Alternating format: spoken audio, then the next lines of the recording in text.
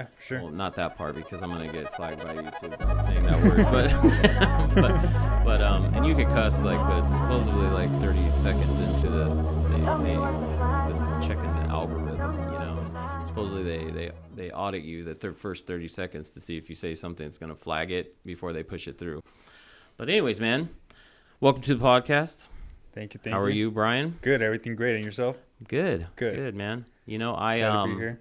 Yeah, I'm glad you're here, man. I know that I sprung this on you kind of last minute, but I've known you for a while, and so I figured, I know your story. We've been working together for I think 10 years, more than 10 years now, right? Right. And so, this is the new format. This is for those that are listening or watching. This is the Raised by Wolves podcast. That's now Eat What You Kill by Raised by Wolves, and just to kind of explain real quickly what Eat What You Kill means, because I know it confused my wife when she first heard that I was starting anything called Eat What You Kill, because she said I'm not a hunter. And I said, it's a term. I don't know. Have you heard Eat What You Kill before? You heard that expression? I've heard it, but more with you. Yeah, Eat What You Kill, it means that, you're not asking for handouts. You don't want anybody to help you unless there's some sort of monetary or, I guess you could say mutual benefit to it.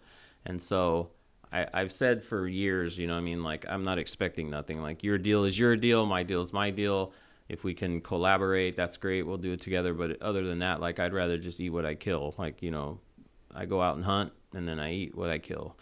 And I know that might offend some of my vegan friends, but it's not obviously intended to be, meant to be, food. It's more in business.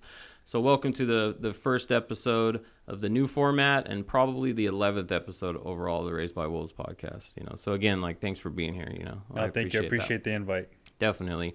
And you've never been on a podcast. First time. So we're gonna pop your podcast cherry here today, and I'm glad I got to do it, because who knows, you might be motivated. Somebody sees this and they'll be like, that dude's got a interesting story, and puts you on there. You're gonna encourage people regardless. Every episode we've done has encouraged somebody, our people. And one way or another. Now, one way or another, whether it's encourage them not to get in the business for themselves, or encourage them to keep fighting the fight. But tell us about you, who are you, where you're from, where'd you grow up? Just kind of, give us the elevator pitch on who Brian Perez is. Well, obviously Brian Perez. I grew up in San Bernardino area, in an empire. And I always kind of grew up, wanting to kind of have my own business. I grew up in, with my family, my mom and dad, they were entrepreneurs. They came to this country, and they started their own business. And I saw my dad, he never went to school, probably till the second grade. And he came here from Mexico, started his own business. And I saw him grow, $1 million business. And I thought that I wanted to just be like him, What did he do, or what does he do? Well, he did packaging for the food service industry, and so I grew up, doing that ever since I was 5-6 years old. I remember, running around in the garage, where he started, and playing with the boxes. He would always take me with him to go do deliveries and sales and things like that. So I always was with him there, just learning. So I think I just grew up with that mentality to kind of be an entrepreneur myself, and I always knew that I wanted to have my own business. So I just started doing that. I always grew up with him, working in the warehouse, sweeping, driving the forklift. I probably learned how to drive the forklift when I was in 3rd, 4th grade or something like that. Was this all at home, or by then he had a warehouse? By then he had a little warehouse. Yeah, he had a warehouse. He had started in the garage, and then he got a warehouse, and then he probably got 4 or 5 warehouses after that. So, it got pretty big. He had a good operation, doing deliveries out to to different states and stuff like that. So as I was 16, 17 years old, he was always sending me out to do deliveries and things like that. Going to Vegas, I was 16, 17, driving by myself. That's dangerous. Yeah, but I did it. I was never scared. I always liked it and liked being around there. I was even on my summer breaks or days off or whatever of school, I always just looked forward to going to work. Nice. Yeah. Nice. So, you said your dad probably had what? You said the equivalent of a 2nd grade education? Yeah, correct. Mm-hmm. In the States? And in Mexico, yeah. Oh, and in Mexico. In Mexico. His dad died. I obviously never met him, but his dad died when he was probably like in second grade, so Okay. he was the youngest out of from all the siblings, so he always had to, work for himself and take care of the family and everything like that. So. Gotcha. And then, hmm were you born in Mexico or here? No, I was born here. You were born here? Yeah, in Los Angeles. Okay, great. Yeah. And your dad, is he still with us? Yeah, he's still. He's still, is he still in packaging? He's still around. Yeah, he's like retired pretty much, but he just kind of just does it on the side just to like keep him busy. Yeah. Yeah, Once so you that- retire, you start dying. Yeah, For sure, so- quicker. Yeah, he's not something. Yeah, I never see him like stopping, so he's always Yeah. working. Yeah, so he's Uh, been doing it on the side, even though like he got sold that business. My brother took over it and everything, so he's still running it. Okay. He still has a couple warehouses and stuff in like in Arizona and Northern California. Right So on. yeah, so that's why I kind of saw that opportunity, kind of start my own business, Yep. doing it that way. I grew up in San Bernardino as well. I don't even know if we've ever talked about this, but what part of San Bernardino did you grow up in? Or kind of all over? Like Fontana, Bloomington area. Oh, okay, cool. Yeah, So like I out went there. to Bloomington High School, Oh. but our warehouses were always in San Bernardino, so it's kind of just always there. Gotcha. Yeah, but pretty much all that area. Yeah, Mhm. it's all like one blended area out there anyways. You know, Yeah, if you live in like basically. San Bernardino, unless you like, live in like East Highland or something like that, it's almost like, it's the same. Bloomington, lots of Fontana, Rialto, like that's all kind of the Yeah, same, most people don't know where Bloomington is, but so I that's know. why I say Fontana. Yeah, it's easier. Like when I tell people, I'm like, I spend a lot of time in Vegas, and so when they say like, well, where are you from? I go, well, I'm originally from an area called Muscoy, and that really confuses people. And I said, well, it's in San Bernardino, and everyone knows because of normally negative press, like what San Bernardino is. Yeah, You know what I mean? Yeah, but my dad lived there in Muscoy for a while. He had a couple horses and a little farm and everything there People too. do. They have. Yeah, it's a Yeah. farm People either have town. horses, farms, buffalo there, Right. or meth. And sometimes all of them. You know what I mean? So Musqueam is very eclectic. I stop in there somewhat often when I'm feeling like a little too out of pocket, like I've arrived. I like to stop on the way to Vegas into Muscoy. You know what I mean? Drive through the trailer park I grew up in, and it Okay. humbles my ass real quick. You know what I mean? Yeah. Like, my bedroom is bigger than the trailer I grew up in. You know what I mean? So it's kind of cool. Yeah. To see that. And do you have do you have formal education? Like, did you continue education after high school or finish high school or just go straight to work? No, I tried business school for like 6 months and then I just dropped out because Now you could teach the damn class. You know what I mean? Yeah, man. Even like my teacher had got fired too, just because she didn't know. I was always kind of correcting her for certain things. But I'm like, most of these things I already knew. Like I really had learned it from working there. Working in the office. Bro, It was kind that's of more business. like spreadsheets, PowerPoint presentations, things like that. All the Like, shit you never used. I never used. I never had to create one. Man, I have never used. Yeah. Well, I've never been in business school, Yeah. but the things that I hear from business students, especially when I am interviewing and they come in with a solid application from business school, I normally won't hire that person because I'm like, Right. if you have some sort of hustle mentality or like you've been out there doing it, then I consider you. But like you go to business school, it almost like screws things up for you. Like, because then you think you Yeah. know everything right out of the gate, and then you're Right. bound to be very disappointed because you don't really know shit other than how to show up to class. Yeah, exactly. So, it's crazy, man. Yeah, it was a little private school, so my mom was like, "Well, if you're gonna drop out, you have to pay it, pay it off." And so I had some money saved up, so I just paid it, and then I just went to work. I went to work, man. Yeah, that's it. Yeah, and then like, did you grow up? You grew up in the '90s or the early 2000s, or what era did you grow up in? Yeah, the 90s. The '90s.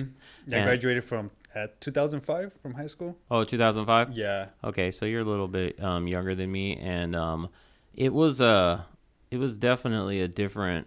This day and age, everybody thinks that they're like a self-help business guru, but back then you really had to really figure it out on your own, or really be mentored. And in your case, you were obviously mentored by your pops, and you're fortunate. I'm sure Yeah. I'm sure he's proud now, of what you're doing because you're sort of in the same industry as him. You are in the same industry as him, just a different product that you're marketing to. Correct. Yeah. You know what I mean? So how does he feel about what you're doing now? Yeah, he's okay with it. He's Yeah, okay. he's definitely okay with it. I think he's just happy that I'm like doing something. He's happy that you ain't, Not doing anything bad or anything boosting like cars that. or selling something. Right. Yeah. No, No, but I think he always saw that. I guess that drive in me that I always like was wanting to work. So wanting to get yeah, after it. yeah. But because I was like 17, 18, and he was living in like across the country, like in Georgia, and I was already like running his business over here while he moved out there. So Really, I was like 17, already like running the employees, paying stuff, things like that. man, because So you were chip off the old block, man. I mean, that's good. Like you know, I mean, you're fortunate. I mean, and from what I understand, like this wasn't like an inconvenience for you. You jumped in and like you wanted to do this, like you wanted to right. run something on your own. Yeah. You know, And even then, I still wanted something for my own because I didn't want him. I didn't want to feel like he gave me something. that's unique. How old do you think you were when you realized that you wanted to go into business and do something on your own, whether it's in that industry or not? Like, do you remember kind of that era of your life? Yeah, like I would say, like even like by middle school. Middle I school? already kind of knew that I wanted like to have my own business, run my own business. Man, you're blessed. Yeah. That's blessed. You're blessed to have had that. Like, because most people. I mean, I got people in my own family, man. They're 30 years old and they don't know what the hell they want to do. And then, I remind them that 40 is right around the corner and you're still going to be trying to figure it out, Right. And like, if, and so it's kind of scary. Like, Yeah. I think that, would you agree that like people almost are born, man, how do I put this? Like people are almost born with like the gene of like wanting to be an entrepreneur, like running their own business even before they understand what the word entrepreneur means. You know what I mean? Like some people will, like you can just tell as a kid. Our stories are very similar in a lot of ways, but it sounds like, and correct me if I'm wrong, that like you were encouraged to like do something on your own. You had like a mentor there, whether you considered him a mentor at the time or not. You had a mentor there to like kind of push you into like believing that you can go and do something on your own and kind of spark that. Where then there's like kids like me that grew up that the closest thing to an entrepreneur that I knew was that like my stepdad sold like, bags of white stuff to the neighborhood. You know what I mean? So, but would you say that like as soon as you caught the bug at a young age, like it's almost like you were meant to do that. Like you knew that even before you knew what a W-2 was, you kind of knew that like I don't want to go work for anybody. This is my thing. Almost like it was in your blood when you were born. I think so. Yeah, I've never worked for anybody. So Like, have you ever had a W-2 before? No. Now, just you my know own. what W-2 is, right? Yeah. Okay, because I've met business owners that are like, I W-2 my employees, but I don't really understand how that works come tax time on my end. And I'm like, whoa, that's crazy to think. You know what I mean? But Right, but I never had to like make a resume or anything like that. never, Or go huh? in a job interview. No. Man, bless your soul, man. I don't miss those days. Even though I didn't have really a lot of jobs. I mean, I had like a lot of like part-time jobs, I guess, but I had always pretty much a core job. But, I even myself, man, like I started selling. I mean, half the people that listen to this podcast, I'm not even going to bore anybody with details. I'll tell you later. But I sold candy at a young age and figured out a trick to sell candy. And like I sold like 50, 60 candies a day after I figured out this trick, the selling them. And it was like something just always told me, you know what I mean? Like, what the fuck? Like, why am I going trading my time for like $4.25 an hour at McDonald's at the time when I can go like sell candy and make like $10 an hour, Yeah. So it's like, I feel like it's that hustle gene. Were you born like, I know this is way off. It's a way out question, but were you born premature? Like, were you small when you were born? I don't think so. I was short, even in high school. How much did you weigh when you were born? Do you know? I don't remember. I honestly don't know. I know that's an odd question. Yeah. But I'm starting, like, I have 3 entrepreneur friends that I was 3 pounds and addicted to meth. And I have 3 friends that were born premature, that were little. And we're all entrepreneurs at some level of success.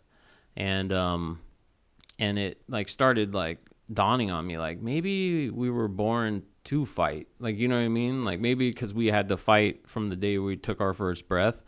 And so that I know that was kind of an out there question, you know what I mean? But it was like I'm starting to ask everybody, like, how much did you weigh when you were born? Because I'm starting to like realize a pattern here, maybe, you know. I'll get back to you on that. I'm gonna go ask you're gonna text me like tomorrow. I'll be like, man, I was 4 pounds. Yeah. I'm like, dude, I knew it. I knew that dude. He's kind of a short guy, anyways. I know. I knew that, you know. They made fun of me in school because I was short, but then Yeah, you know what? Until I was skinny and small, and I sprouted after a while. But I also was like, you know, I wrestled and ran the streets, and I don't know, I sprouted, and you'd never be able to tell now, especially when I ballooned up to like 300 pounds. I know you remember that, like, Jesus Christ, I shouldn't be here right now. You know what I mean? I should have been dead from diabetes or something. But quit eating like shit and drinking, and life changes for you. You know, it's pretty easy. Yeah, you just can. Yeah, just get after it. So, you know, we took the scenic route getting here, but well, we've already answered one of the questions that you've never had a job. I was going to say, what did you do for work before getting into business for yourself? And we know the answer to that now. You didn't do shit. Like, you went into business for yourself. Probably selling candy and stuff like that too. In hustling candy, hustling chicles, fucking Snickers, whatever, man. Getting in trouble in school, selling stuff. Yeah, but I mean, how were you in high school? Did you get good grades? I mean, I passed and everything like that. I was okay, but I think I kind of just friended the smarter people in class to kind of get by. So you were hustling. Yeah, you were hustling then too. That's how you do it, man. I had a girl that had a crush on me, I remember, and then she did a lot of my work for me. And then and then that was kind of a blow up because of that.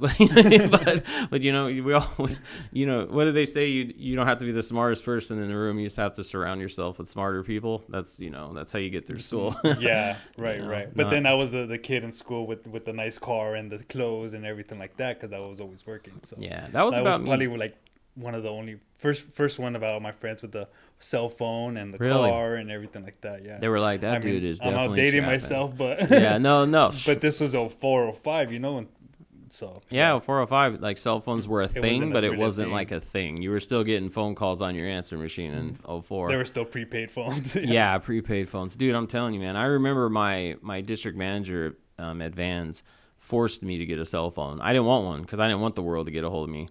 You know, I had like that, like almost like secret mentality of like, oh man, like I'm doing like graffiti and stuff. Like I don't want nobody to know where I live, my phone number, they can track that. You know, there's towers. And I remember my DM, there was like a flood at my store at the Tyler Mall. And when he finally got a hold of me, he's like, there's a Radio Shack in the mall. Go get a fucking cell phone. And I was like, so I went down there, got a cell phone, flip phone. And then I never picked it up. And then everyone's mad at me about that. Why do you even have this phone? And now it's like I'm glued to it. You know what I mean? We're all glued to our phones, you know? I went to the indoor swap meet, get a phone and stuff like that. But I think like in school, I was just I would get more like bored. Just sitting there or listening to the teacher, I would always just fall asleep. Because you knew. It wasn't even subconsciously, you knew that it was a waste of time. Yeah, it wasn't even that I was thinking I was like a bad or getting grades or things like that, bad grades. I was just kind of fall asleep. Yeah. Yeah. Yeah. School is just that way. I mean, you know, I was already in business for myself right around the time my son, Joseph, you know, graduated high school. And I have an education. And I remember him saying, like, should I go to college? I said, do you want to go to college? And he was like, no. And I was like, well, until you know that you want to go to college, if you ever go to college, don't go to college. And I remember his mom just like, you should be encouraging him to do. I said, encourage him to do what? End up with $80,000 in student loans like me? Like, you know what I mean? Like, well, he don't know what he wants to do. He's going to, so he went to work for a trash company, skateboarded, got paid to do that for a while. And now he, you know, works for me, and he'll probably do that until the end of, you know, I don't know, until he decides he don't want to work for me, I guess, because he's doing a good job. So, yeah, you know, and again, he could have a second grade education, do what he does. You know what I mean? So that's a big thing, you know, I mean, is that, you know, I mean, like formal education is not what it was when our parents were in school. You know what I mean? It's just not the same anymore. They're not going to teach you the skills. You know, that's a whole other episode in itself that I might do later. But, you know, it's like there's too many successful people I meet that are like, you know, high school dropouts because they knew that they didn't want to go work somewhere. So why go to school? You know what I mean? Why go, waste your time kind of just learning and everything. Yeah. But so Brian Perez, after you graduate high school, you go to business school for a little while. You're already like in the packaging industry. You know, there was a gap there. You got out of school, 2005? Right. And I met you 2013, I think. is when I met you. Around 13, there, 14. 14. And so there was a gap there. Like kind of, I know what you do now is you're in the, I don't want to like bottleneck you into like one part of the industry, but I know you from cannabis packaging. Like we've been working with you for a long time. Yeah. And I've watched you personally, and I'm super proud to tell people this. Like when I introduce you to people, I know you've heard it. And then when I'm passing people off to you for packaging needs, is that I've watched you go from like, basically running that really small warehouse and essentially delivering pop tops, like, and those that don't know what pop tops are, they're like the little plastic containers that weed came in, especially back then. All weed came in these pop tops. Right. And I met you. Ziploc bags before me. Exactly. Yeah. You were probably selling Ziplocs back then. I just don't remember. But I mean? Yeah. I was buying Pop Tarts from you. I literally started buying them from you because I was the small guy back then. You started. And I remember I had another driver that was working for me and Art, who you still know. And they were like, well, we're just going to order through LA Containers. Or do you want to order through LA Containers? You want to order through like, the other one that you were working with? And I was like, no, we're going to go with this guy. I remember those conversations, like even where I was having, I was like, no, we're going to go with this dude. Like, you know what I mean? Like, because we want to support the small guy. Because I've always been about that. You know what I mean? It's like, because I was a small guy. And in some cases, I'm still a small guy. But, and so now I've watched you grow. And then we'll get to the story in between high school and there. But I'm just bragging about you a little bit, is that I've watched you now go to, you take up almost a damn whole building, like a decent size of a big building in San Bernardino, and you're doing Mylar bags, posters, containers. Like, I mean, dude, you even have like foreign like drinks and chips there. Like, I mean, you distribute so much stuff to where like it really is a one-stop shop for packaging. Is there anything you don't do right now? Like, is there anything that, like, you're not doing that? I mean, you're doing shirts, you're doing hats, you do everything there. Packaging, swag, everything. Graphic design, everything there. And it's like, how did you get to that? From leaving high school to up to the point where I was just there day before yesterday. Was it day before yesterday? And obviously I walked through your warehouse. You have a damn forklift there. You have a bunch of employees. You got a bunch of things going on. Like, tell us a little bit about that story of like leaving high school up to like when I met you and started growing this thing. Well, like, going back to the business I was doing, I started doing sales after I got out of the warehouse, working with my father. So I went out doing sales, and then from there, I guess a little bit before I started my business, I got asked, so like for the dispensaries, they were kind of barely started to come up. So they started going to our business, and they started buying paper bags and Ziploc bags and things like that from us that we already sold. And so I had a customer ask if we could get the containers, the pop top containers. And then so I kind of just did my research, and then I found a company that could manufacture them and everything. So I started purchasing from them. And then from there, it kind of just grew. I started adding more things little by little, more and more things. And then people started asking if I could do business cards, if I could do stickers, things like that. So then I hired a graphic designer. And then I started like outsourcing like my stickers and things like that, which were kind of sometimes were taking a while. So then I was able to get a machine. I'm just going to start doing it myself. And then from there, I just started in my little Toyota Corolla, just going to LA and buying containers and reselling them. And then from there it grew. I rented a little U-Haul truck or your van, and then I got a truck. And then from there, it started growing. I started doing it more and more. And then I was able to start purchasing from containers, like a full truckload of containers from China. Started manufacturing them myself out there and everything. And then, it's kind of started growing. But like you say, you see the need, feel the need, right? See the need, feel the need, and just started just adding more and more products as what the customers ask for. So my goal was always to like just save people time from going to LA and being able to offer those same prices and service here. And I would do the deliveries by myself, and then from there I was able to get a driver and then an office person, and then started getting get a graphic designer, and then started doing the design stuff, and then started manufacturing and printing our own things. That's awesome. I mean, you could build someone's brand from scratch there. Technically, if if someone has, I do very similar, obviously, on the business side of it. Like, it's starting someone's LLC, and especially in cannabis, and like helping them grow their business. But working with like strategic partners like yourself that can take a brand from conception to design,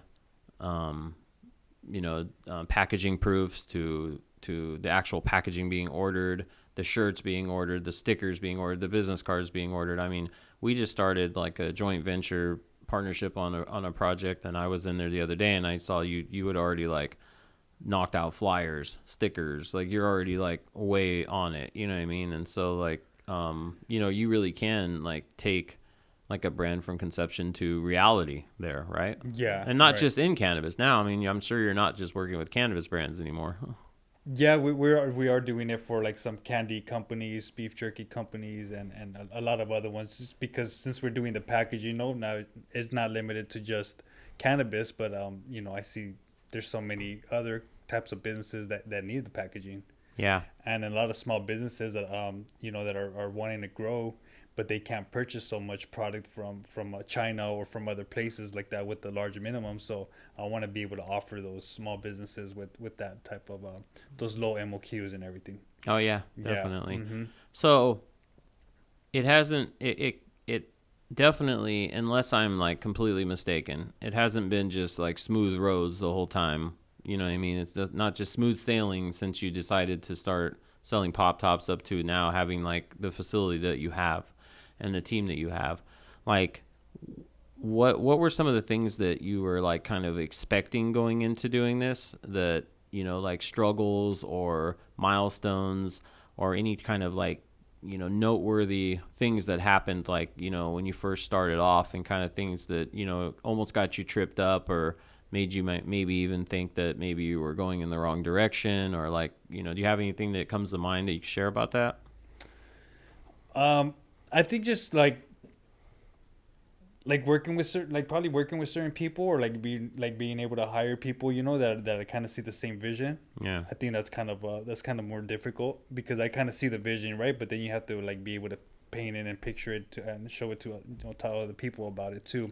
So I think just working with certain people, and then just kind of letting me down and things like that, and just kind of just being able to start all over again. Yeah. I mean, I think that's the hardest part, right? When it comes to business, is like the employees and getting good people and a good team around you.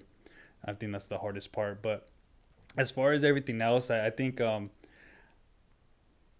just to be able to grow. I mean, I always knew that I could do that, because I always kind of believed in myself in that way. Mm-hmm. So just just learning how to do that, and how to be able to manage people and everything like that. I think that's probably like the hardest part, but I think I'm doing a decent job with it now.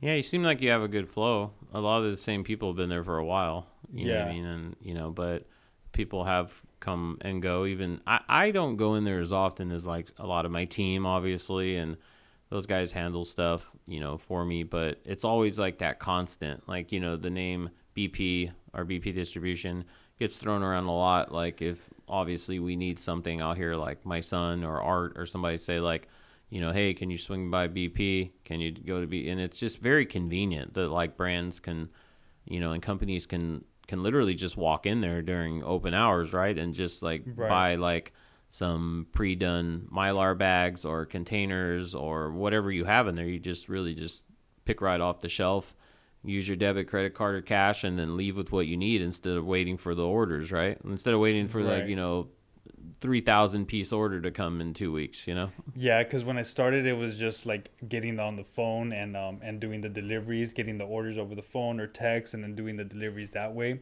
But then I started opening it up for the clients, because more and more people wanted to come and pick it up from us. So then I was able to create a little showroom, and people come and pick from our shelves, right? Like, or the racks or whatever, like you said. Yeah. So we were able to do that and kind of make it more of a little like a storefront. Yeah. More of a storefront, and then like retail shop, cash and carry, whatever you want to call it. Yeah. Mm-hmm. Yeah. And then now you have, I noticed, I asked you about the Revive brand because I've seen that, obviously, and I thought you just carried them, but now you have like the Revive, like CBD and more products with that too, right? Like you've expanded like into your own brand, even just with the CBD side of things, right? Yeah, we started our own CBD brand. We call Revive. I mean, this was probably like maybe like 6, 7 years ago when nobody really knew about CBD, and everyone thought it was just selling like marijuana, marijuana lotion and tinctures and things like that. But yeah, as it started to become more popular, I think I just got into it a little bit too early. I think that's what it was. Yeah. That people didn't really know about it, but now everybody sees it and they know that it actually helps and it works with them. Yeah. But yeah, even before, everyone thought it was just cannabis. Yeah. But no, it's not really cannabis because you don't have those psychoactive feelings with it. It's actually like for some when you really have pain, things like that. Mm-hmm. Definitely helpful. I was Very talking helpful. to one of my accounts from Victorville last night, and Okay. he was like, I was telling him, I was like, hey man, if you need some packaging done, like you should, hit up BP. And he's like, oh, I know those guys. Like it's down there. I actually just bought CBD gummies there and this and that. And I was just like, really? And so you're already like working with them, you know what I mean? Okay. And so I think I know who you're talking about. yeah, like Mm-hmm. the partnership that broke up there, Yeah. the other one, like that's who I was talking to last night. Okay. So, I was like, oh, that's cool. Never mind. You already know. So, Yeah, but for a while there was so many CBD companies out there, so nobody really knew like what to take, and then they started putting it into the liquor stores and all that stuff. So it kind of got a bad rep and a bad name. yeah, it's a commodity now. I opened that. I don't know if you remember. I opened that CBD store in Vegas. I had Lux Mm-hmm. Hemp in Vegas for a while, and then we had started actually making CBD products. We were formulating. We weren't like actually extracting. We were formulating, and then I got bought out like right in the nick of time, right before things really. Well, it was right before COVID too. Okay. And so, but it was, someone came in, offered to buy me out, and I looked at it. I saw like a slow slope backwards in sales, even though we were adding SKUs, and I was like, I think I see the writing on the wall here. Like CBD is going to be in every store pretty soon. So I got out, luckily, because then that guy went out of business in like a year. Oh wow. Now I Okay. could have stayed in business. Probably, I think I'm probably a little smarter than he was personally, but I probably could have stayed in business a few years. But I didn't want to be one of those struggling CBD stores that you see like 50% off entire store, and you're making slim margins just trying to hold on to like a failing project. Yeah, that's definitely not my main thing, but it's really cool when people do take it and it really helps them with their pain. Absolutely. So that's awesome to hear. Or somebody that got better from cancer, using that Yeah. Rick Simpson oil or whatever. So that's No, good that to hear. absolutely. Now, after knowing each other for more than 10 years, we finally are doing something in cannabis with you, so that's good. You know what I mean? We're Yeah. starting something in cannabis that's a brand new project. Well, yeah, I remember you telling me a lot of years ago when you went Yeah. to Las Vegas. Hey, let's do something together. Yeah, I and know. then, we kind of just never did. I always wanted to expand over there, but never really had the time and people to do it with. So Well, you're lucky because But- the Vegas market turned into like quite the shit show for me. Well, for a lot of people, and so, Yeah. but timing's everything. Because now, like Mhm. we're locked and loaded and doing something now in California. Yeah. I mean, I did try it with a couple people over there, but like I said, it just sometimes it doesn't work out. Dude, I don't know that it's Vegas is. I love Vegas, but that Vegas cannabis market, man, was like brutal because it's like and brutal. I mean, I don't know. Some people, I guess it's all about perspective. Like, I don't necessarily love what they've done with the California cannabis market Mm-hmm. or hate it most of the time, but Vegas is like, it really is, for lack of a better term, like a mob mentality over there. Like, it's like the good old boys club. Like, even if you own this shop or that shop, and this shop is in Henderson, that one's in North Vegas, like, it's just like, it's very cliquey there. It's very like, mob mentality. Like, if you're not from here, stay out kind of thing. It's like, where I guess California is a lot like that too. And I just happen to be one of the guys in the clique here, but Yeah. so I was able to exit that deal as well. Mm-hmm. But then I fell in love with Vegas. That's why I have such an attachment there with the Kava bar and like sushi and everything there now too. So I guess it Okay. worked out, Yeah. Now You know. Vegas definitely has grown a lot from when I first started going out there to now. Yeah, Yeah, it's they insane, had man. no dispensaries or anything like that. It was just even delivery service, but they were illegal delivery services. Man, there's still a lot of illegal delivery Yeah, services I'm there. sure. Yeah, because delivery is like quite the clown show there on the legal side. Mm. It's ran by the, I'm not saying anything that isn't public knowledge. Like, it's ran by the the Department of Transportation. Does that even make sense? No. You know, where you have like a governing agency over the dispensaries, and if to add delivery there, it's almost like a third party, even though it's part of the same license, where the Department of Transportation. So there, a lot of the same truck driving rules apply to cannabis delivery. If you stop to use the restroom, you got to log it like to the minute. If you get back in the car, you have to log it. If you get gas, you have to not only save the receipt, but you have to upload the receipt. Like, I mean, how do you get around to 100 deliveries a day doing that? Doing that, right. It's insane. It's just, and so unfortunately, I don't know if it was planned this way. Illegal delivery services are still a huge thing in Vegas. It's almost like it was here before, you know, allegedly, I know people that are still doing it out there, you know, and so Sure. there's still people out there, you know, that are crushing it, you know what I mean, out there, and it's like they're just mocking the licensed shops for not readjusting the way they're doing things, you know. And then you'll talk to business owners out there, and they just flat out don't want to do it. Like, even if it changed, they're like, delivery's not my thing. There's no margins in it. I'm like, maybe they need business school, because like delivery has way better margins than a shop. It might not have the volume, but who cares about volume if your bottom line sucks? You know what I mean? So delivery has, you know, way better margins. So, I mean, you know, like, is there, let's just say you're, you know, whether it be packaging or something else, like if you're like a guy that, you know, young guy, older guy or girl, and you decide you want to get into, you know, you want to go into business for yourself, and you might have the bug like you did in high school, like, you know, what would be some advice if you were teaching the business class and you had a room full of youngsters or older people, depending on, you know, the school, and they all wanted to go into business for themselves? Like, what type of class would you teach? Like, what would be like your first course that you teach them? The first course. Well, I guess it would be sales, right? It would be learning how to sell and how to like take rejection. Yep. And then being able to knock on doors and just be willing to hear those no's. And until you kind of get that yes, because you could be out there all day, you know, just talking to different people, and nobody's really interested in you. But at the end of the day, you get that one yes, and that'll kind of like make your day. You'll know? forget all the no's. Happy. Yeah, forget all exactly. no's.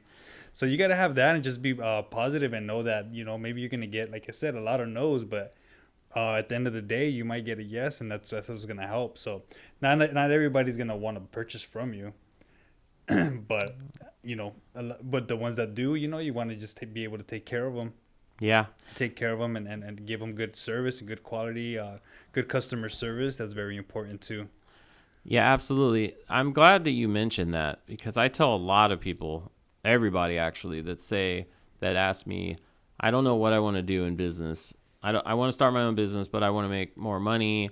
I don't really know which direction to go. I tell them, go out and knock doors for a year.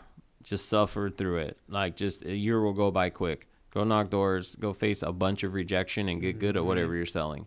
Obviously, try to believe in the product. You know what I mean? You're not, if you're a vegan, you're selling steaks door to door, it's probably not a good idea. But, you know, but those no's is such a crucial, like, part of your education. Like, the rejection, you're right. Like, you know, the rejection, I believe that. And you will sharpen skills that you don't even realize you have by all the rejection, you know? Yeah, you got to just go into the store and know, like, you know, not really try to sell them something, but just kind of pitch them on what you have and your services and what you have to offer.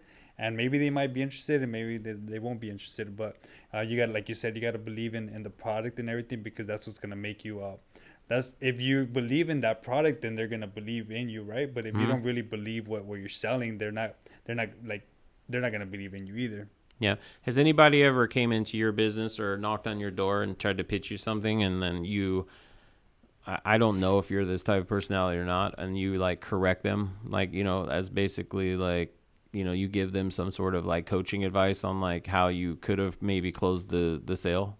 Like, you've never done that before? Yeah, I think I have. Yeah. Yeah, or people come to like try to sell to me, and I just end up selling to them. Yeah. Oh my. Yeah, that happens a lot. But it's just like, it's just because I'm lot. just telling them what I do and my services, what I have to offer. Yeah, there's a guy working at my kava bar named John. He may or may not watch this, right, you know, when it comes out, but he's working at my kava bar right now. They came into my place he was working for a similar, not Kava, but similar company pitching me something. And his personality was great. Great guy, young guy, seemed pretty motivated, but like you could tell was just like kind of fumbling his way through the pitch. But I liked the guy, and I like gave him a free drink from the Kava bar, and I sat there and schooled this guy for like 30 minutes on what he did wrong. And I said, the funny thing is if you'd have just gotten in the first 30 seconds out what you needed to get out, I actually need what you're selling, or not need it, but I'd be interested. But then I had to like decipher what you were trying to say when you came in here. And so it took me a few minutes for my brain to register that you were trying to sell me something. And so I like schooled this guy. And the funny thing is he said, man, I need like a mentor like you. And I said, well, that title is like a lot of responsibility.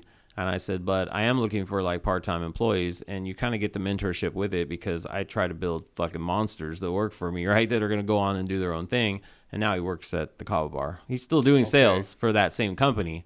And, shout out to John. Like, I think he's even like sharpened his skills in that. So, but then when he's not there, he's working for me. And like, he's constantly like, it's funny. I love this kid. He's like sending me stuff. Like, what do you think, man? This guy's told me this. And I'm like helping him with his rejections. You know what I mean? And I'm like, you're about to kick me down like some commissions on your shit pretty soon because I'm selling this stuff for you. You know what I mean? That's funny. But it's like, but it's, I always think that that's kind of funny. You know what I mean? Like, not funny, but I think it's like, who's hiring and training these salespeople? You know what I mean? It's like their pitches are horrible. Yeah. I don't want to slam the door on them. I want to like bring them in the house and be like, bro, let me put you on game here. Like this is horrible. You know what I mean? So I don't know if that was the type of personality you have, but I feel, same thing with like I know this is like your episode, but it's just kind of funny story. Like if we were just talking here, guy who was in the parking lot of Smart and Final, he came up, the cologne salesman. Okay. He comes up to me in the parking lot. He's like, hey man, like, you want to get a lot of chicks? Like I got this cologne. I said, you don't know how to read the fucking room, man. Like I'm got a wedding ring on. And I know in Vegas that might not mean a lot, but I was like, dude, come here, man. Like I put my groceries in the car and I was like, here we go, man. I was like, dude, you're doing this shit all wrong. Do you like selling cologne? Yeah, dude. I was like, no, stop bullshitting me. Do you really like selling cologne? He's like, yeah, if I sell a lot. I was like, how many people actually fall for this, like shake the bottle and all the bubbles in there is how many chicks is going to think you smell good shit or whatever you're doing. And, and so I gave him some pointers that, that used to help me sell candy. You kind of lead with a high ticket item. And then if they don't buy the high ticket item, you say, well, just, would you buy this for this? It's, a whole thing that I probably should do a whole episode on, honestly, because it's worked almost 100% of the time. People I've shown this to.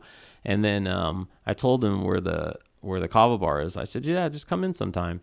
And then he actually made it into the Kava bar, which is funny. I didn't even think he'd remember the name because he didn't write it down. He came in there when I wasn't there. I assumed that he thought I was there all the time. And he told, coincidentally, the guy I was with at Smart and Final, he's just like, hey, man, is your boss here, the owner? And they were like, no. He's like, you remember me? And my employee said, yeah, I remember you. And he's like, dude, that dude hella put me on game, man. Like, and so I guess obviously that means he's selling more cologne. So, it's like, you helped him out, yeah. Yeah, I helped him out. I just want to do that, man. Just like help some of these guys. Because sales, that's, working for somebody, sales is where you're going to make the most money. And we're always selling. We're always selling. We just don't realize it. We're selling ourselves to our spouse. We're selling ourselves to, like everything we do is sales. And if the more comfortable you become in sales, the better off, start your own thing and eventually go out and do it on your own, Yeah. No, yeah, I'm really comfortable with sales because the people are like, oh, well, come work for me and sell with me. I'm like, no, I'd rather just buy the product off of you and go and resell it. I'll go sell the shit myself. Yeah, I'll go and sell it. I mean, man, come on, dude. I haven't smoked weed in 30 some years. I've been selling weed for 15 years, selling. I don't actively sell weed anymore, but you know what I mean? Like I started a company that sells weed, Mm-hmm. It's crazy, man. Like how I think that the word sales like has like a negative what is it? Negative condensation, negative reaction to people. Negative reaction. What I mean? Like, people don't want to do that. Yeah, I don't really think about it more as sales. It's just kind of just going in there and just like telling them what you have to offer, right? Like I kind of just think about it that way. 100%. Like marketing, branding, that type of stuff. Yeah.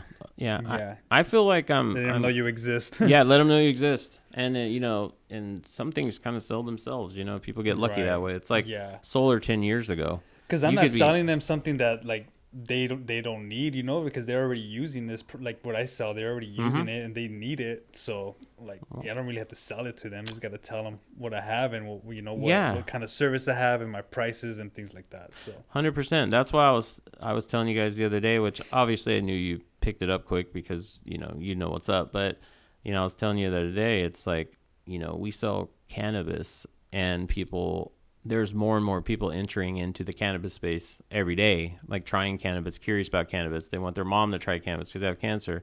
So if you need to have a good product at a good price and then let people know you exist. You know what I mean? It's not that difficult. Like, cannabis, beer, alcohol, things that people, luxury items, or what is it? The, hobby items, or I'm not thinking of the word, but things like that people will always find money for, you know what I mean? Like stuff. And so it's like kind of selling yourself. Yeah, definitely helps. Yeah, my mother-in-law too, she had cancer, like stage 3 or 4 or whatever, and I started giving her kind of our CBD products or byproducts, rimcistone oil, all that stuff, and now she's like cancer free. Oh wow. Yeah, so that's pretty cool. Yeah, man. That's awesome. That's really good, man. I wish I would have used, I'm a cancer survivor, and I wish I would have used cannabis back then. Like, I got into it not because of that, but I did get in the industry. Yeah.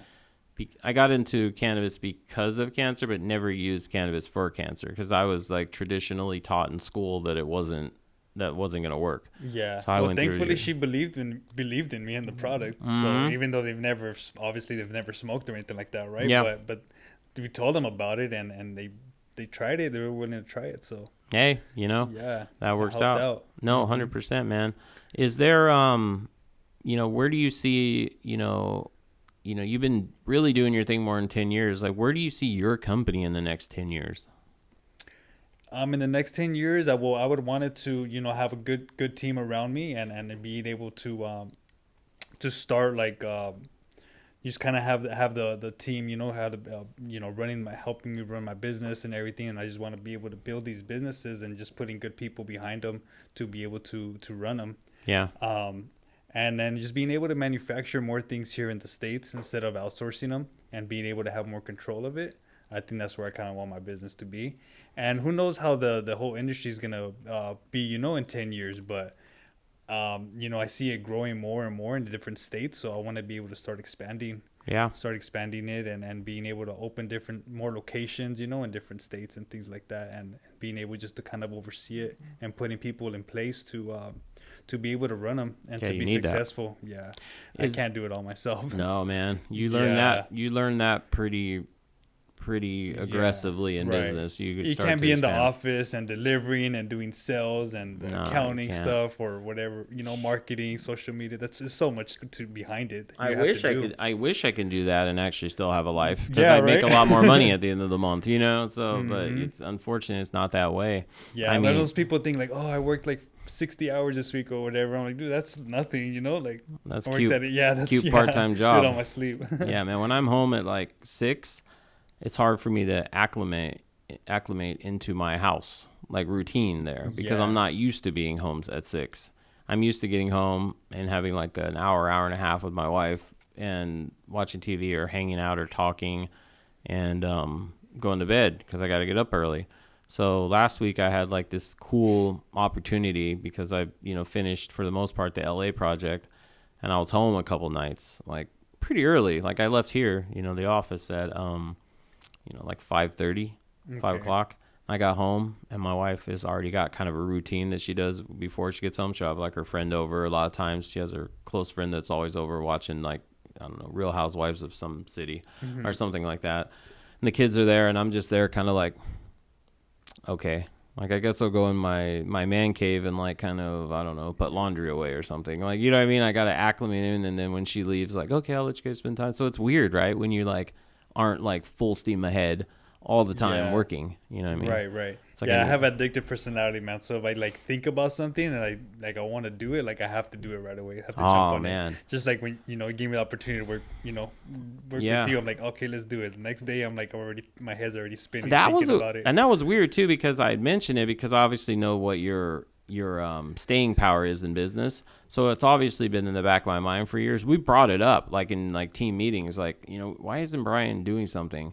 And then when the opportunity, to do something came up, like, and you just happened to be at my office here for something else, I was like, dude, why don't, you're already in the industry. You're just not selling the actual product. You know what I mean? So why not get into the industry? It was cool that we were able to put that together. To put it together, yeah. Yeah, I'm like, I don't have the time to do it, but I'm gonna figure it out somehow. So I got to get somebody. You got a good team, though. Mark's good. You know what I mean? And sometimes I have to stop myself and to learn how to say no to certain opportunities. But I thought this was a good opportunity to get into. So I know it's tough because right when you say you're gonna say no, then another really good opportunity. It's like God has this way of like testing you. You know what I mean? It's like when I got LA about 95% finished. The Cava bar is pretty dialed in, got a great staff there. So I'm like, I don't have to be in Vegas every week. And then an opportunity just like presented itself like the other day that's out of cannabis, something that I know very, very well could make me money. And I'm still like kind of, chewing it over. You know what I mean? Like kind of like, do I want to do this? My wife is right. Sometimes she'll ask, and my parents will ask sometimes, like, when is it enough? Obviously, I'm too young to retire, and I'm not going to retire, but when is it enough? And maybe I should start, I want to get back to doing stuff like this, like the podcast and just growing, making the main things. Like, you know what I mean? Yeah. And doing that. But I'm glad, obviously you said and we're doing stuff together. So for sure, definitely. My goal is to kind of get out of the day-to-day type of thing and put people in place in those positions to be able to do it. And just to be able to do this and expand and network and just meet new people and see what other stuff's out there. Yeah. Well, you're a grinder, man. That's for sure. Yeah. You've always been. I mean, since I've known you, like, you know what I mean? You pick up the phone, and if not, you call people back. You're there every day on the, in the hunt, you know what I mean? So gotta appreciate that. Too much to do, man, to not 100%. Yeah. And it's something that you like to do, right? So it's not really like it's work. So yeah, I don't mind being at the office. I don't mind doing, I hate the drive to LA and to Vegas sometimes, but whatever. Right. It just comes with the territory, you know what I mean? So it's all good. And then just kind of side note, like, you've been sober for a while. You stopped drinking, and I don't know what else you were doing. You never talked about it, but, you've been sober for like, what, a couple of years now, right? A couple of years now, yeah. It was 2 years back in December. What made you want to stop drinking? I don't think it made me like a good person to drink. Right. I always did that. Like I said, I had a addictive personality. So when I try stuff, I kind of go hard on it. Yeah. And so, I think I would just do that. And like kind of hard for me to say no certain things. So, but there was just that one night where I just had a little bit too much and I don't remember much. Oh, so the blackout. I'm like, the next couple of days I just felt like shit. So I'm like, you know what? I'm not drinking anymore. And I was kind of like, and you just gave it up? Yeah, I just gave it up. I thought I was going to lose my fiance and everything like that. So, So that's why I'm like, you know what? I kind of like opened my eyes and I had to stop. Plus, it started getting me like sick. Really? Yeah, I would get sick. Yeah, and then I have like I've had a couple seizures too in my life. Just from like stress and everything like that too. So I think that also like made me stop as well. Just because I don't know, it just wasn't making me feel good. Yeah. How do you feel? I know the answer to this, obviously, but how do you feel like after you quit drinking, like 6 months after you quit drinking, year after, and even like now? How do you feel compared to back then? Good, man. I don't really think about it, and I'm just I don't think about it anymore. Like I don't miss waking up feeling sick, and that helped me, kind of helped me lose weight and just feel more active, just starting hitting the gym more and being able to do that, being able to wake up at 5 a.m. and start going to the gym, before going to the office. So now I'm able to do that. Gotta have that myself time, in the morning and before going to work, and being able to prepare myself for the day. You're up at 5? Yeah, I try to be by 5:30 the latest. Try to be at the gym by 6. Man, I have not made that commitment yet. I'm up at 5. Trust me, man, it was hard. I'm up at 5:36. Like I'm most of the time 6 because I'm like I can't shut my brain down. So I'll literally be watching TV and then grab my laptop and be like, oh, I can get on top of this real quick, so I don't have to do it in the morning. I'm just like, it's dumb. If I just woke up early, I'd get to the office sooner, but I can't. I want to get to 5. No, for no reason, not to brag that I get up at 5 in the morning, like some of these guys, like on the 5 a.m. club shit. I want to do it because you're right. Like that's 4 or 5 hours of your you time before the world starts to like attack you or like, you know, come at you for every need that they have. Yeah, because I already know by 9, 10 o'clock my phone's already gonna start ringing. So man, that a lot of people don't realize. They'll watch videos online or they'll talk to business owners. They don't realize that there's a lot of rewards from owning your own business if you don't want a boss. Like if you don't want a boss and you don't want, you know, somebody telling you what to do. And I mean, or maybe we're just sick. Like, I don't know. Like, it's like, you know, what does Joe Rogan say? That insanity and genius live next door to each other. Like, you know what I mean? So who knows?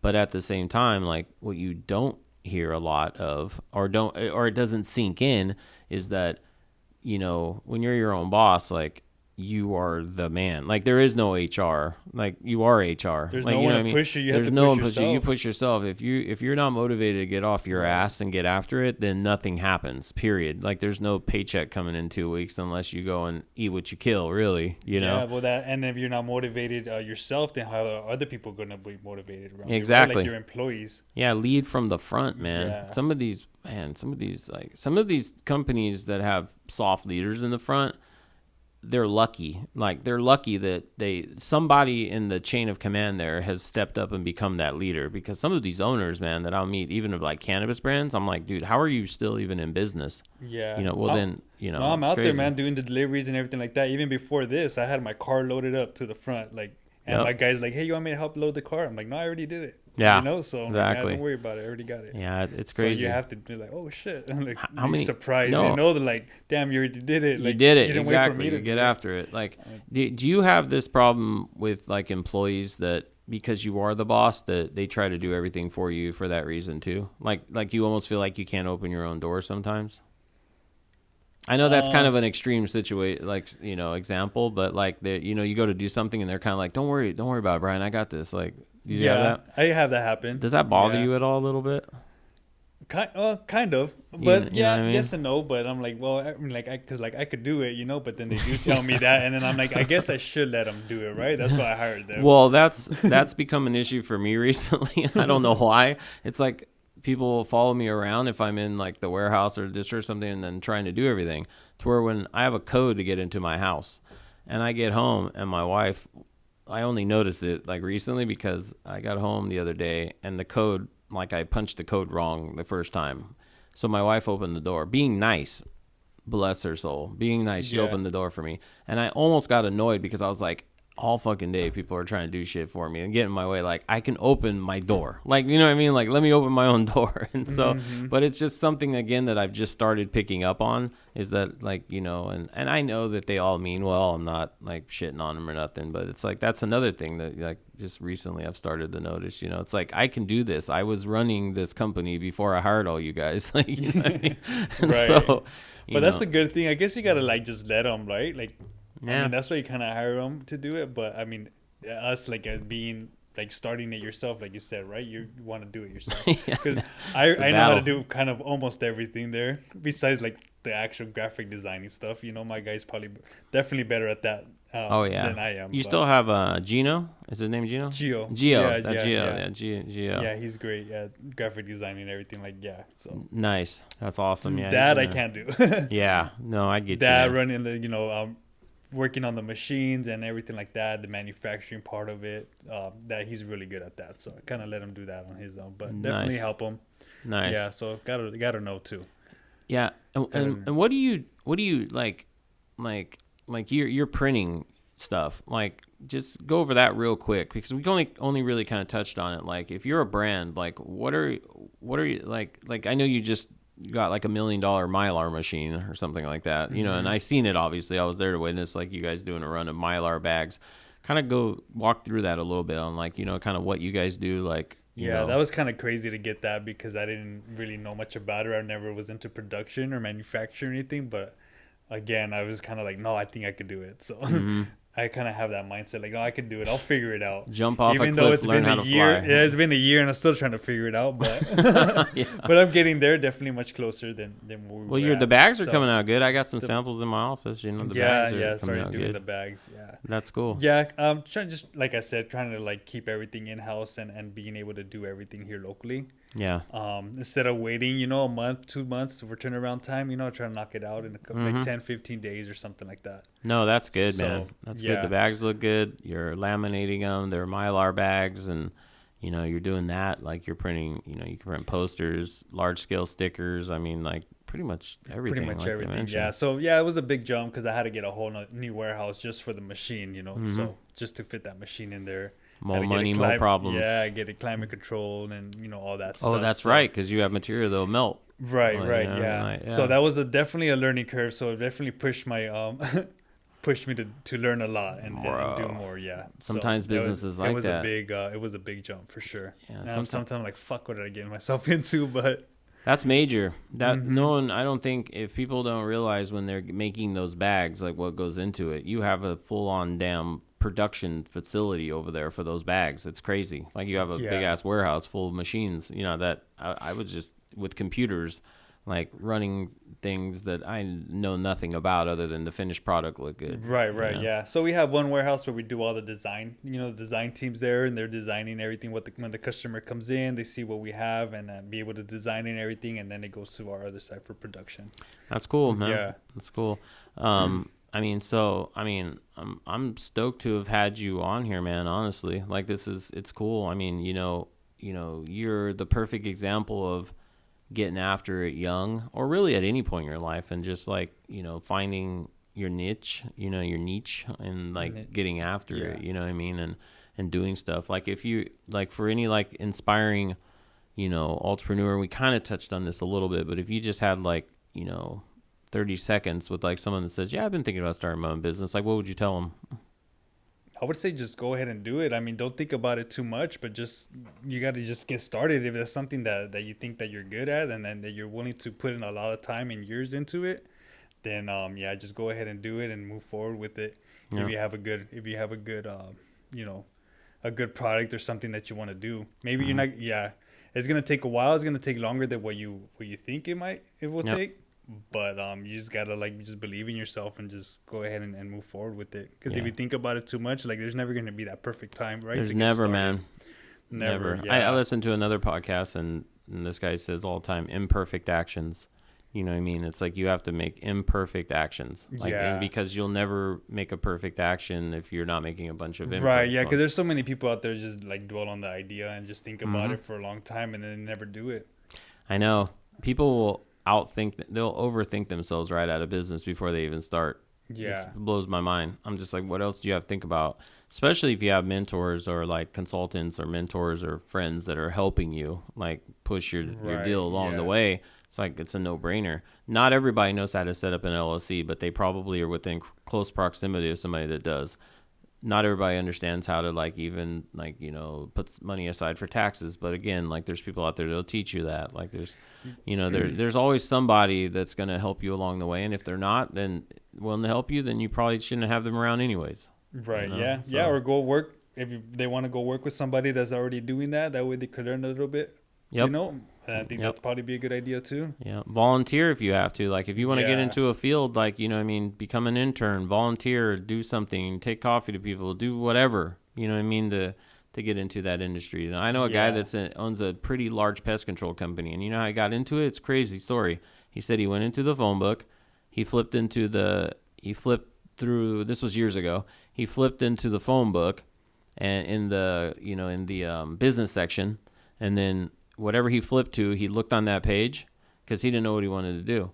And he saw a pest control company. So he went there to the pest control company and told them, he's like, I'm here to start today. And they were like, we didn't hire anybody. He's like, I'm going to outwork everybody. And for some reason he got the job, and now he owns like a pest control company that covers he'll probably be on this podcast, and I'm glad because he listens to it. He owns a large pest control company out of San Diego that kind of comes all the way up towards the Temecula area.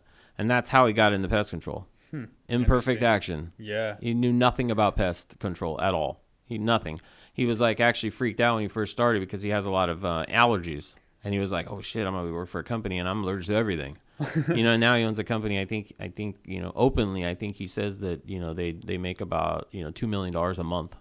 You know what I mean? Oh, wow. I think that might be gross, but still, that's a lot. for killing bugs and pigeons or whatever else. I didn't know anything about like cannabis industry when I started because I was always in the food stuff. Yeah. But I knew about like buying and selling and packaging and things like that. So that's slowly but surely I started learning about it. Learn that shit, man. Yeah, I didn't know about CBD or anything like that, you know, but just being in it and just talking to people, that's how I just learned about it. And I still don't know anything about weed. No, actually I do, but not what everybody, not like the connoisseurs do, you know. Right. I mean, the industry is changing so much. I mean, like everything is, right, but especially with this one, it's because it's still like kind of new, so it's always growing. And every day there's a whole new something new all the time. Something new happened today that threw me for a loop. You know what I mean? Yeah. It's like there's always some kind of weird shit. If I can grow a company to do what my company's doing now in this industry, man, it would almost be a blessing if somehow I got kicked out of this industry. You know what I mean? Because I just go like do something else and just do it even bigger in a shorter period of time. You know? Yeah, but just know that like you're gonna fail, I think, and then you're not gonna do good, and maybe you're gonna like struggle and not have money and be broke and things like that. Like I lived when I started my business, right? I lived in my office for maybe like 3 years, 4 years. Really? Did you have a shower?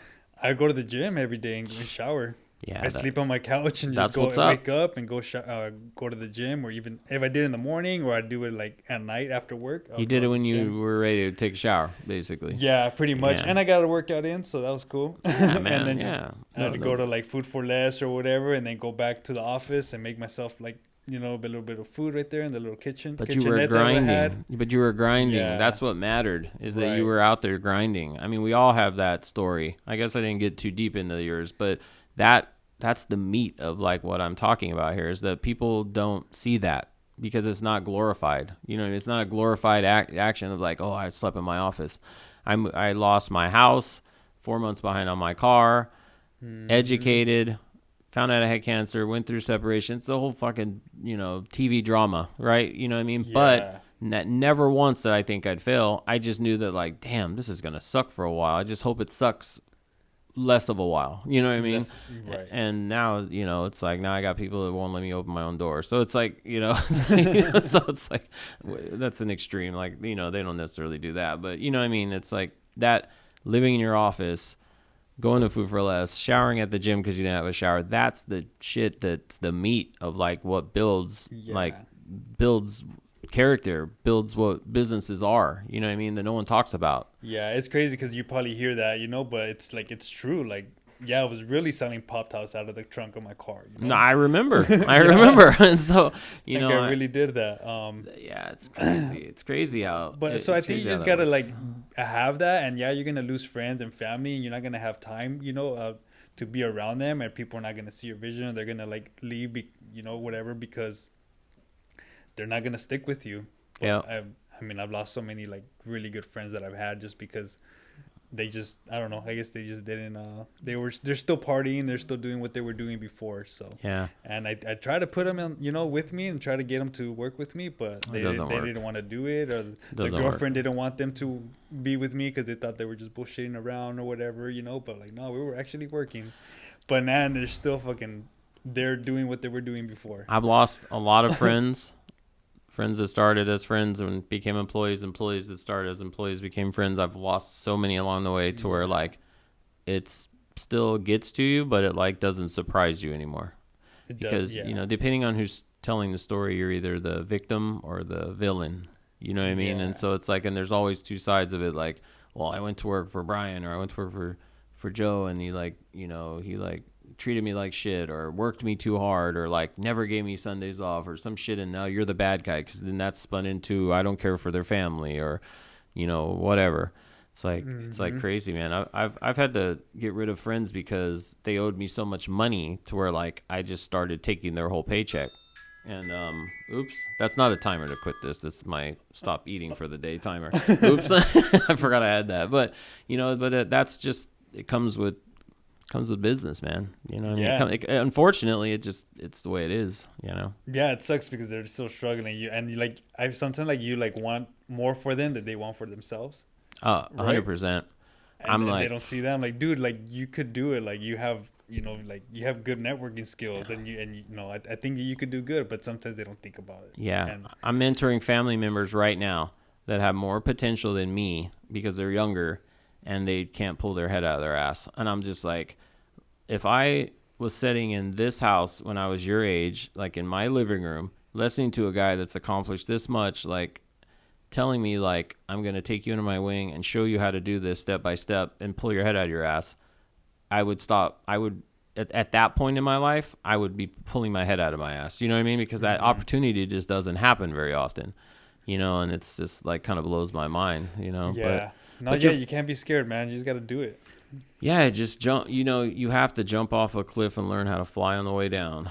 You know what I mean? It's just how this business works, man. But sometimes I wish I was a little bit less like that. You know, like do a little bit more research for certain things. But that's just what. Yeah, but that's what makes you who you are. That's how you went from living in your like little ass office. That was like in Colton, right? In Colton. Yeah, living in that little ass office. I remember going there and driving your Toyota, delivering Pop Tops, to where now like you have $1 million freaking Mylar machine in there that you just spent a year trying to figure out how to use. You know what I mean? Right. So Yeah. it's just kind of the way that it works, you know. And you know, man. But I mean, is there anything else you really want to, you know, drop some knowledge, you know what I mean, on somebody that, you know what I mean, might be watching this or like frustrated in their business, or, you know, maybe they're 2-3 years in and they're still frustrated, you know what I mean? Like, what would you tell them? I mean, I'm almost 10 years in and I still feel like I'm just starting, you know, so just keep going, just keep doing it and doing it. And I think, you know, eventually it's going to pay off. Yeah. Yeah. I think are you like this to where you constantly feel like a failure?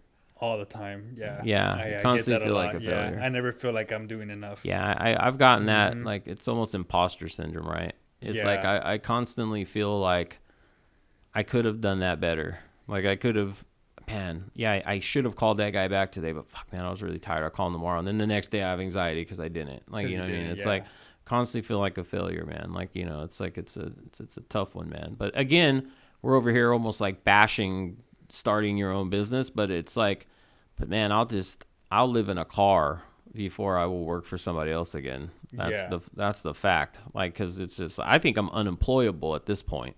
I just run my mouth, talk a lot of shit, do my own thing. And so it's like, no one's hiring me anyways, man. I'm like, they're like, this dude's 46.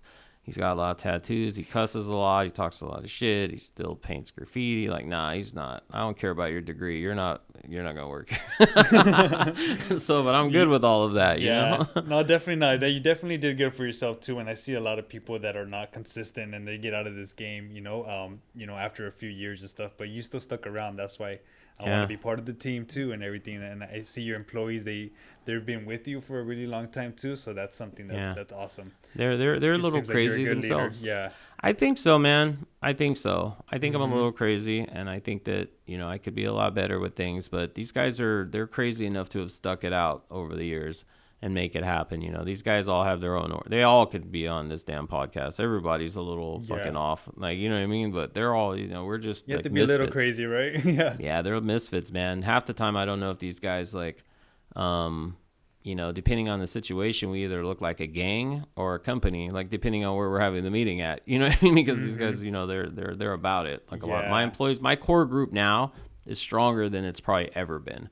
These dudes would like probably stab you over the company. I mean, hypothetically, you know what I mean? But you know what I mean? So I appreciate all those guys. Yeah, because they believe it in and what they're doing and with you too. And they know that you're going to like go somewhere and do something. Yeah. Because if they don't see that, right, then they're not going to like, they're not going to want to be a part of it. Yeah. But then you get like my former HR person that was like, working for you is like an HR nightmare. Oh. So I was like, I don't really know what that meant. Like, it's just how we are. You know what I mean? We're not, you know, we're not offending women or talking about, you know what I mean, different political or, you know, sexual orientations or anything. It's just, I think it's just the overall fun environment of like a bunch of shit talkers that are doing that. You know what I mean? Yeah. But man, no, that's good, man. Yeah. I mean, like I said, going back to that, just got to keep doing it, and you just got to like keep working, and then you just got to believe in yourself, because a lot of people are not going to see your vision and believe in you, right? So you just have to believe in yourself and know that you're going to do something with yourself and with your business, even though a lot of people are not going to see that.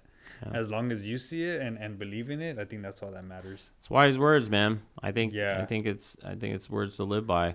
So where can we like find your businesses or yourself or whatever you want to plug, man, that we can kind of just toss out there, for the either 2,000 people, the 2 people, the 2 million people that see this, you know what I mean? Eventually, like, where can we find you at?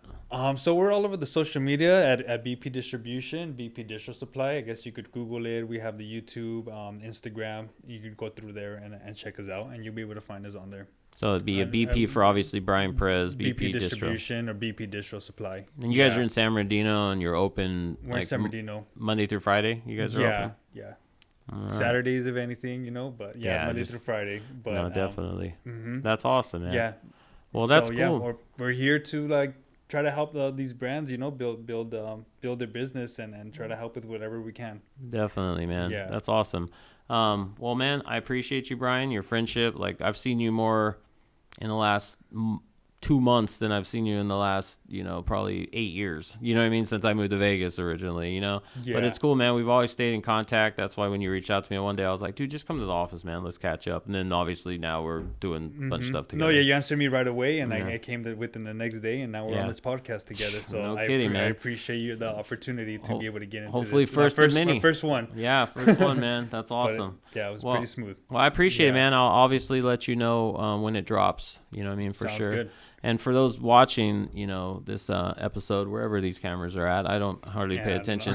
For anybody watching this, we're, you can find us on YouTube and soon to be, again, Spotify and Apple podcast under right now, it's youtube.com/@ Raised by Wolves, but it's spelt a little funny as always. It's at RZDXWLVS.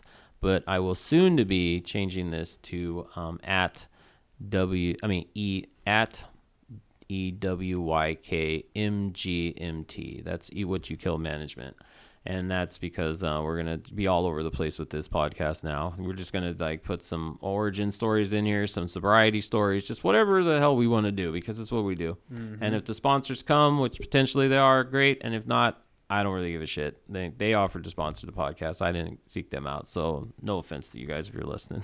So that would be, as for now, youtube.com /@ EWYKMGMT. And thanks for tuning in and thanks for being here, Brian. Thank you, Joe. All right, Appreciate thanks, it, man. Thanks, man. Bye. All right.